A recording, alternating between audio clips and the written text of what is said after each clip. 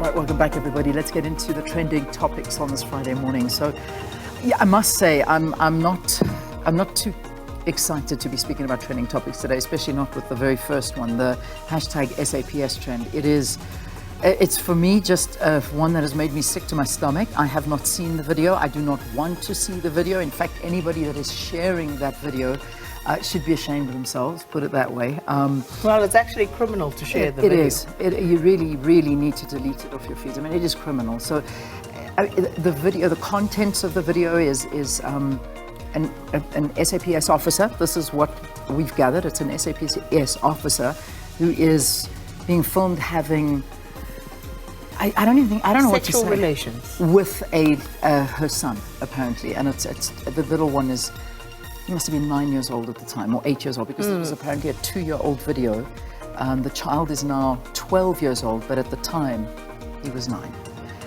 Now this, what happened to lead to these circumstances, there's so many stories doing the round, but this is the reality. That is what that video is all about, and it's making SAPS trend. But the lady's face is there. It's for all to be seen. I mean, there are photographs of her, and it's just, it's a definite story where, you know, a lot of people are speaking to this, watching it, commentating on it. Whichever way you look at it, it is absolutely disgusting. And I don't know what this says about us as a nation. Indeed, and the need to want to share it is particularly distasteful. Yeah. And, you know, totally perturbed by that sort of behavior. We honestly need to take a deep, hard look at ourselves and introspect. But this is why SAPS is trending. It's not a cute one. So something really needs to be done.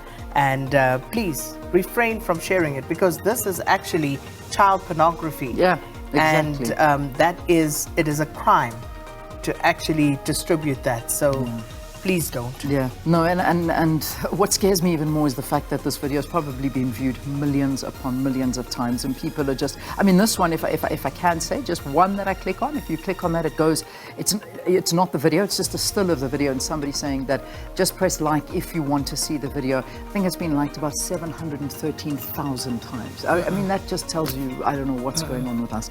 Anyway, let's leave that there, and Mpho. Okay, she is no longer the mayor of the city of Johannesburg. Dr. Mpho voted out in the motion of no confidence in the Joburg City Council yesterday. Not unexpected, given what had happened last year. But I guess what this raises is questions around the Democratic Alliance and, you know, what the plan is moving forward. The leader of the Patriotic Alliance, Gayton McKenzie, for example, in an interview with the SABC's Balenhle yesterday, was saying that he didn't understand why the DA would not save Mpho, because it seems as though they had come to an agreement where the Patriotic Alliance had asked for 2 MMC positions in order to vote with the DA. They seemingly had agreed on all of this, along with the African Christian Democratic Party and the Herman Mashaba's party, Action SA. Action SA. So they seemingly had come to agreement. Things were flipped. Action SA then says, it's okay, you can take the positions, the portfolios that were offered to us.